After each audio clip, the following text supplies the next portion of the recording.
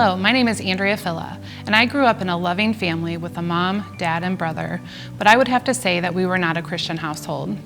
We did not go to church, pray before meals. I didn't know who God or Jesus were, and it was not something we really discussed or talked about as a family.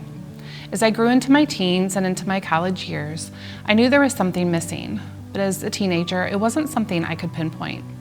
I think all parents want to do better for their kids than what they had, but I had everything growing up, all the material things and the fun that came along with the life that we had.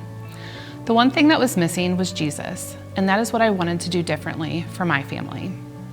In fact, it wasn't until I met BJ and we started discussing our future that I knew I needed and wanted something more for myself, our relationship, and our future family.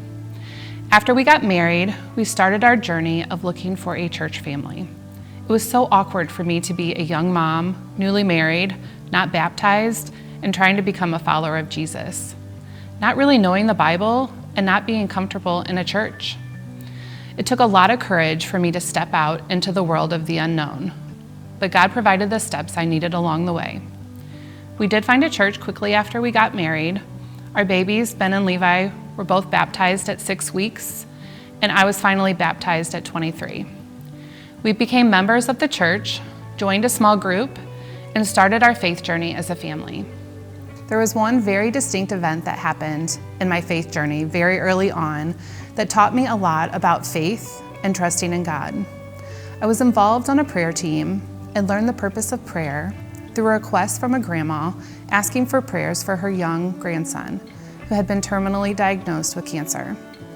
I prayed circles around that little boy, and while God showed me that he was near this child, he also showed me that healing was not in this little boy's future.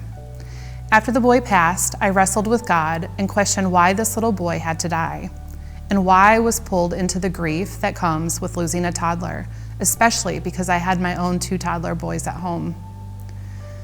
I questioned why I had to learn about prayer through the tragedy of this little boy and why he could not be saved. It was through this questioning that I started to understand what it meant to trust in God and His love. That God has the path of our lives mapped out, even if we don't fully understand it right now. Philippians 4:6-7 states, "Do not be anxious about anything, but in everything, by prayer and supplication, with thanksgiving, let your requests be made known to God. And the peace of God, which surpasses all understanding, will guard your hearts and your minds in Christ Jesus." Even 15 years later, I still wrestle with the life of this little boy, but know that one day when I enter heaven, God will provide all the answers I could ever want. Fast forward to today. I am involved in a committed church community here at Sunrise. I have been called to lead the Food for Hope ministry. We are raising 2 mature, godly young men who follow and love the Lord.